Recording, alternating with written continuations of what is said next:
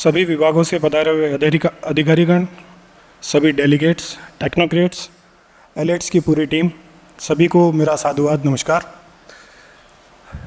माननीय मुख्यमंत्री जी की बजट घोषणा IHRMS integrated human resource management जो सिस्टम है, जो हमारे विभाग के मुखिया श्रीमान के पाठक द्वारा विकसित किया जा रहा है, उसका एक मॉड्यूल है ई इंक्वायरी। मतलब ये एक प्रयास है कि किस तरह सॉफ्टवेयर के माध्यम से इंक्वायरीज़ को कंडक्ट किया जाए और उनको उनके फाइनल कंक्लूजन तक पहुंचाया जाए। एजेंडा वाइज हम जल्दी आगे बढ़ेंगे। अभी राजस्थान में तकरीबन 9.5 लाख के आसपास एम्प्लॉयज़ हैं और मोटा अनुमान ये है कि विभिन्न विभागों में ज़िला कलेक्टर्स के यहाँ, विभिन्न संभागीय आयुक्तों के यहाँ पे जो इंक्वायरीज पेंडिंग है वो ऑलमोस्ट 15,000 के आसपास है। और ये 15,000 इंक्वायरीज जो अभी पेंडिंग है, वो कुछ इंक्वायरीज आती हैं, डिस्पोज होती हैं, फिर कुछ और आ जाती हैं। तो इस तरह अगर अब इसका एक एवरेज हम टाइम डिस्पोजल किसी भी केस का निकालते हैं, इन एन एवरेज, कुछ जल्दी होते हैं कुछ बाद में होते हैं, तो 2 से 3 साल का एक बल्कि टाइम अभी इन इंक्वायरीज को फाइनलाइज करने में लग रहा है। इनकी वजह से क्या समस्याएं आ रही हैं? DPC टाइम पे नहीं हो पा रही है, प्रमोशन हैम्पर होता है। कुछ लोग इस कॉम्प्लेक्स जो प्रोसेस है इसका फ़ायदा उठा के भी प्रमोट हो जाते हैं कि टाइम पे आपकी चार्जशीट जारी नहीं हो पाई या सस्पेंड हो गया, उसके बाद में टाइमली चार्जशीट जारी नहीं हो पाई। कुछ ऑफिसर्स जिनका कि अगर एग्जामिनेशन टाइम पे हो जाता और टाइमली डिस्पोजल हो जाता और बाद में पता लगता है कि भाई इनका कोई मैटर नहीं बनता था, तो वो अननेसेसरली हरेस होते हैं। तो जो डिले है वो हरेसमेंट को भी प्रमोट करता है। अभी बहुत क्विकली हम देखेंगे कि अभी जो प्रोसेस है वर्तमान में डिपार्टमेंटल इंक्वायरीज़ का, उसका एक फ्लोट चार्ट के माध्यम से कि सबसे पहले कोई कंप्लेन आती है तो आप उस पर एक शोकॉज नोटिस जारी करते हैं। जो भी डेलिंक्वेंट है उससे आप उसका रिप्लाई लेते हैं। रिप्लाई लेने के बाद आप एक प्राइमरी इंक्वायरी कंडक्ट कराते हैं और आप मानते हैं कि हाँ अब इसको चार्जशीट दी जानी चाहिए, तो आप उसका प्रपोज़ल बनाते हैं और वो प्रपोज़ल कॉम्पिटेंट अथॉरिटी जो यूजुअली मिनिस्टर होते हैं उनसे अप्रूव कराने के बाद अगर स्टेट लेवल ऑफिसर्स हैं तो DOP को आता है। यहाँ से DOP का रोल शुरू होता है। DOP यहाँ से चार्जशीट जारी करती है। इसके बाद हम उसका रिटर्न स्टेटमेंट या पर्सनल हियरिंग के लिए DOP उसको कॉल करती है। फिर हम अगर लगता है कि इस लेवल पे ये फ्री हो सकता है तो वो मुक्त कर दिया जाता है, या लगता है कि नहीं ये एक ग्रेवियस किस्म का आरोप है और इसकी डिटेल इंक्वायरी की ज़रूरत है, तो इसकी डिटेल इंक्वायरी के लिए DE के माध्यम से इसकी डिटेल इंक्वायरी करवाई जाती है। DE की जो रिपोर्ट आती है उसका DE रिपोर्ट DOP को सबमिट करती है और उस रिपोर्ट में 2-3 तरीके की चीज़ें हो सकती हैं। या तो DE कहती है कि ये आरोप जो है वो पूरी तरह प्रूव्ड है, पूरी तरह अनप्रूव्ड है, या पार्शली प्रूव्ड है। अगर पार्शली या पूरी तरह प्रूव्ड है तो जो कंसर्निंग डेलिक्वेंट होता है उससे दोबारा रिप्लाई लिया जाता है और दोबारा उसको सुना जाता है और फिर फाइनली डिसीजन का जो लेवल होता है वो आता है। अच्छा, इसमें अगर कोई डेलिक्वेंट रिटायर हो गया या रिटायर्ड है तो इसमें फिर ऑनरेबल CM साहब के पास 2 बार और ऑनरेबल गवर्नर साहब के पास 2 बार और 1 बार RPC भी फाइल जाती। तो ये बहुत हरक्यूलिस और एक लंबा प्रोसेस है। इन्वॉल्वमेंट, जैसे मैंने आपको बताया, इसमें एडमिनिस्ट्रेटिव डिपार्टमेंट जहाँ से चार्जशीट बन के आ रही है या जहाँ कंसर्निंग जो भी डेलिंक्वेंट है उसकी पोस्टिंग है तो वो पोस्टिंग डिपार्टमेंट इन्वॉल्व हो जाता है। RPSC, ऑनरेबल CM साहब, ऑनरेबल गवर्नर इसमें स्टेक होल्डर्स हैं। कुछ विशेष केसेस में लॉ डिपार्टमेंट, ACB और पुलिस डिपार्टमेंट भी इन्वॉल्व होती है। अब इस सॉफ्टवेयर के बन जाने के बाद में क्या फ़ायदे होंगे और क्या हम फैसिलिटीज़ इस सॉफ्टवेयर के माध्यम से अवेलेबल करा रहे हैं? ये जो सॉफ्टवेयर है एक बार लाइव हो चुका है DOP के लेवल पे और धीरे धीरे ये सभी डिपार्टमेंट्स को और डिस्ट्रिक्ट लेवल तक भी ये डिस्ट्रीब्यूट होगा और वो लोग इसको यूज़ करना शुरू करेंगे। तो जितने भी स्टेक होल्डर्स हैं इसमें administrative department, delinquent, referral department, inquiry commissioner, ये इन सब एक ही जगह पर आ जाएंगे। फिर आप देखेंगे कि जो डिस्पोजल का टाइम है वो इससे बहुत कम हो जाएगा। प्रोसेसिंग में, रिपोर्टिंग में जो टाइम लगता है वो कम होगा। आप पूरे सिस्टम में कुछ ऐसी फीचर्स हैं जिससे आप डॉक्यूमेंट अलग अलग तरीके के, यानी अगर आपको कोई नोट शीट लिखनी है तो आप नोट शीट, जैसे हम राजकाज में आजकल लिखते हैं, कुछ लेटर्स आप इशू कर सकते हैं इससे, नोटिसेस भी इसी से इशू हो सकते हैं। एक AI सिनॉप्सिस वाला प्रोसेस भी है कि आपने किसी डेलिंक्वेंट का जवाब सॉफ्ट कॉपी में डाला तो ये आपको सजेस्टिव बताएगा कि ये इसका आरोप है, ये इसका जवाब है, और एक टेंटेटिव सिचुएशन ये बनती है कि फाइनेंशियल फ्रॉड है तो इतना इतना ये इस तरीके का फ्रॉड है और क्या क्या आप सजेस्टिव एक्शन ले सकते हैं। तो वो इसमें AI को इनकॉर्पोरेट किया गया है। पूरा मैं भी आपको आगे की स्लाइड में बताऊंगा कि किस तरह फ्लो चार्ट के रूप में इस इंक्वायरी को चलाने की कोशिश की गई है। बहुत इंटरैक्टिव है, यूज़र फ्रेंडली है ये। इसमें अलग अलग तरीके के अलर्ट्स जनरेट किए गए हैं कि अगर कोई रिटायर होने वाला है, ये रिटायर हो गया है, या कोई कोर्ट केस है, कोई कंटेम्प्ट का इशू है, कोई ACB का इशू है, तो टाइमली जो अलर्ट्स हैं वो ऑफिसर्स को आते रहेंगे। मॉनिटरिंग सिस्टम इसमें बताया गया है कि ये 10 साल से पुराने केसेस हैं, ये 1 से 5 साल वाले हैं, ये 5 साल से ज़्यादा वाले हैं, ये रेड कैटेगरी के हैं, ये ब्लू कैटेगरी है। रेड कैटेगरी उन प्रकरणों को माना गया है यूजली जो रिटायर हो गए हैं, और ब्लू कैटेगरी उनको माना गया है कि जो 1 साल में रिटायर होने वाले हैं। अब इसके जो फीचर्स हैं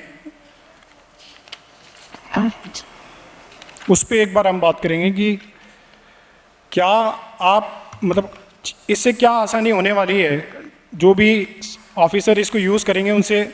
सबसे पहले तो जो डेलिंक्वेंट है, आप उसको जो संबंध देना चाहते हैं, बुलाना चाहते हैं, तो वो डायरेक्टली इसी से चला जाएगा, उसकी SSO ID के माध्यम से। हम इंटीग्रेट कर रहे हैं उनके व्हाट्सएप को, उनके मैसेजेस को, उनके फ़ोन नंबर से और मेल को। तो जितने भी कम्युनिकेशन के मोड हैं वो सारे हम इसमें यूज़ कर रहे हैं ताकि जो तामील में जो वक्त लगता है वो भी समाप्त हो जाए। इसके बाद जो डिपार्टमेंट DOP को भेजते हैं चार्जशीट, वो सीधी इसी सॉफ्टवेयर के माध्यम से आ जाएगी।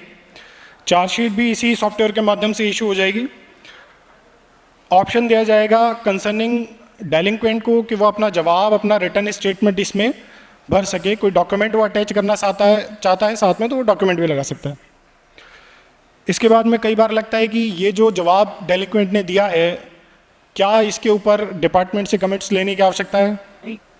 अगर इस तरीके की स्थिति बनती है तो कंसर्निंग डिपार्टमेंट से कमेंट्स के लिए भी, चूंकि डिपार्टमेंट से इससे जुड़े हुए होंगे, वो भी उनको भेजा जा सकता है। अब एग्जामिनेशन का जो लेवल है, जब देख लिया कि सारी चीज़ें आ गई हैं, तब आपने एग्जामिन कर लिया जो आरोप है, जो जवाब है, जो एडमिनिस्ट्रेटिव डिपार्टमेंट कह रहा है, वो सारी चीज़ों को आपने एग्जामिन कर लिया, और इवन फाइनल ऑर्डर भी इसी से निकल जाएगा। तो एक इनिशिएट करना इंक्वायरी को और उसको कंक्लूजन तक पहुंचाना, ये जो सारा सिस्टम है जो अभी हमने पिछले फ्लो चार्ट में देखा, जो बहुत लेंदी है, उसको हम सारे सिस्टम को इस ऑनलाइन प्लेटफॉर्म के माध्यम से करने में सक्षम होंगे।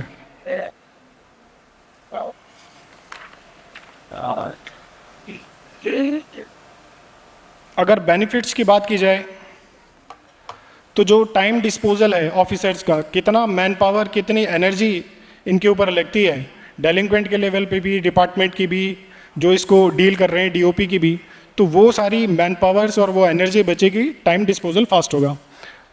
चूँकि सारा काम ऑनलाइन होने लगेगा तो जो पेपर वर्क है वो काफ़ी कम हो जाएगा, रिड्यूस्ड हो जाएगा। ये मैंने पहले भी आपको बता दिया कि जो हियरिंग के शेड्यूल्स हैं, चाहे उनके जवाब लेने हो या फिर वो किसी डिपार्टमेंट के दिए गए पनिशमेंट में DOP को जो अपील करते हैं उसमें आते हैं, तो वो भी सारा आप इसी से कर सकते हैं। एक कोऑर्डिनेशन का जो इशू है डेलिंक्वेंट का, डिसिप्लिनरी अथॉरिटी का और एडमिनिस्ट्रेटिव डिपार्टमेंट का, वो ये फुलफिल कर देगा। कुछ पैसा भी खर्च होता है डेलिंक्वेंट का, समय भी लगता है कि जब वो दूर दराज से आते हैं, अगर कोई विकलांग है तो वो परेशान होते हैं। तो इस तरीके की जो समस्याएं हैं उससे भी निजात मिलेगी। ऑब्वियसली स्मार्ट गवर्नेंस के लिए ट्रांसपेरेंसी और अकाउंटेबिलिटी का होना ज़रूरी है, और सिक्योर रिकॉर्ड कीपिंग, जितने भी जो भी डेटा है वो सारा डेटा ऑनलाइन रहेगा, सॉफ्टवेयर में अवेलेबल रहेगा। तो उसके साथ टेम्परिंग की जो संभावना है वो बहुत ना के बराबर हो जाएंगी। Data analysis of trends and patterns, किस तरीके का ट्रेंड डेवलप हो रहा है, किस तरीके के पैटर्न्स डेवलप हो रहे हैं। कई बार देखने को आता है कि एब्सेंटी का एक ट्रेंड डेवलप हो रहा है कि 20 दिन 25 दिन की छुट्टी है, उसकी चार्जशीट बना के डीओपी को भेज दी। तो फिर हम लोग वापस कई बार देखते हैं कि बहुत माइनर सी चीज़ें हैं जिसकी आप चार्जशीट बना के भेज रहे हैं। तो किस तरीके का ट्रेंड है, या कोई फाइनेंशियल ट्रेंड ऐसा है कि कोई करप्शन की कोई चीज़ें हैं जो डेवलप हो रही हैं, तो वो सारा ट्रेंड जब हम ऑनलाइन चीज़ों को देखते हैं, एग्जामिन करते हैं, तो वो पकड़ में आने लगते हैं। सिक्योरिटी और कॉन्फिडेंशियलिटी रहेगी इसमें, जिसका जो रोल है वही उतना ही देख पाएगा। तो ट्रांसपेरेंसी के साथ साथ सिक्योरिटी और कॉन्फिडेंशियलिटी है, इसका भी ध्यान रखा गया है।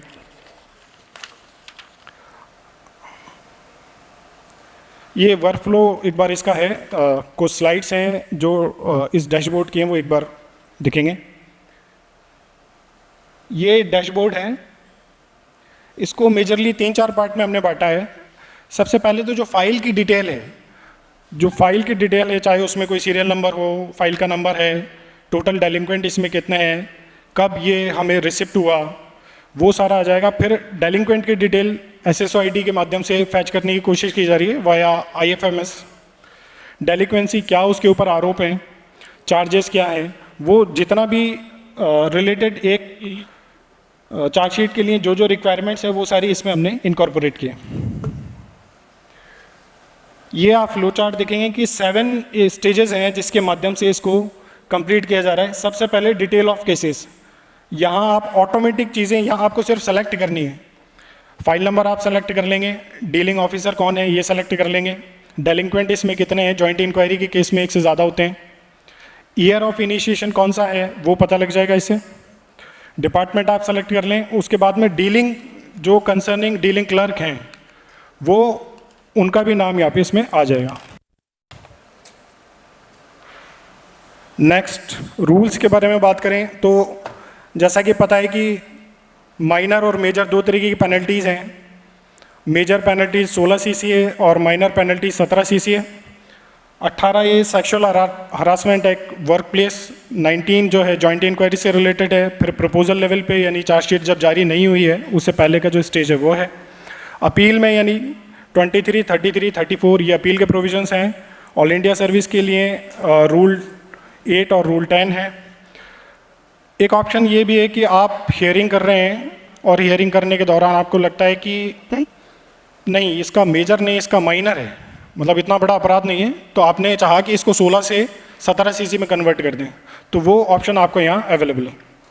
या आपको लगा कि नहीं ये डिपार्टमेंट ने जो बना के भेजा है इसका आरोप वो ज़्यादा गंभीर है और 17 में बना दिया है, इसको 16 में कन्वर्ट करने की ज़रूरत है, तो वो भी किया जा सकता है। या फिर किसी कोर्ट के ऑर्डर से या किसी अपील के द्वारा भी इसको चेंज कर सकता है। नेचर ऑफ केसेस हमने आइडेंटिफाइड किया मोटा मोटा कि किस तरीके के नेचर ऑफ केसेस यूजुअली आते हैं, और स्ट्रीमलाइन किया 4 चीज़ों में कि फाइनेंशियल इरेगुलरिटी हो सकती है, वर्क रिलेटेड इरेगुलरिटी हो सकती है, कोई अदर इरेगुलरिटी हो सकती है, या ACB पुलिस और कोर्ट केस हो सकता है। इसमें ऑप्शन ये भी है कि आप एक से ज़्यादा भी सेलेक्ट कर सकते हैं। जिस तरीके का चार्ज डेलिंक्वेंट के ऊपर है उसको सिर्फ सेलेक्ट करना है। डेलिंक्वेंट की डिटेल जैसा मैंने आपको अभी निवेदन किया कि ये डायरेक्टली IFMS से हम लोग फैच करने की कोशिश कर रहे हैं। उसमें उसका नाम, पदनाम, जन्म तिथि, कब रिटायर होंगे, सारी चीज़ें आ जाएंगी। ये चार्जेस की डिटेल इंपॉर्टेंट है। ये सारा तो डेटा है जो पहले से आ ही जाएगा, लेकिन ये करंट एड्रेस और ये परमानेंट एड्रेस ये सारा भी इसमें ऐड हो जाएगा। स्टेटस ये इंपॉर्टेंट है, एक बार देखें कि ब्रीफ केस आ गया चार्ज का, उसके बाद जो आरोप विवरण पत्र आप हम जिसको कहते हैं डिटेल ऑफ द केस, डेलिंक्वेंट का जो रिप्लाई है वो आ गया। डिपार्टमेंटल इंक्वायरी रिपोर्ट, जो वो कहते हैं डिपार्टमेंटल इंक्वायरी वाले कि भाई ये प्रमाणित है, अप्रमाणित है, आंशिक प्रमाणित है, जो भी उनका अभिमत है वो आ जाएगा। फिर DOP का फाइनल कमेंट आ जाएगा। अब कोशिश ये की गई है कि अभी तक कोई भी ऐसी व्यवस्था नहीं थी कि जो ये बता सके हमें कि किस स्टेज पे कितने केसेस पेंडिंग हैं। और दूसरी बात, किस स्टेक होल्डर के ऊपर क्या रिस्पॉन्सिबिलिटी है या क्या एक्शन रिक्वायर्ड है। तो आप देखेंगे कि चार्जशीट के जो 4-5 लेवल हैं वो हमने यहाँ कवर किए हैं। एडमिनिस्ट्रेटिव डिपार्टमेंट को क्या एक्शन किस लेवल पे रिक्वायर्ड है, डीओपी को क्या एक्शन किस लेवल पे रिक्वायर्ड है, डेलिंक्वेंट को क्या एक्शन किस लेवल पे रिक्वायर्ड है, कोर्ट लिस्ट में है, कोर्ट स्टे है या नहीं, कैप्टन अबियंस यानी जब आप उसकी सुनवाई कुछ वक्त के लिए बंद रखते हैं। तो ये सारे इंटरवेंशंस इसमें अवेलेबल हैं।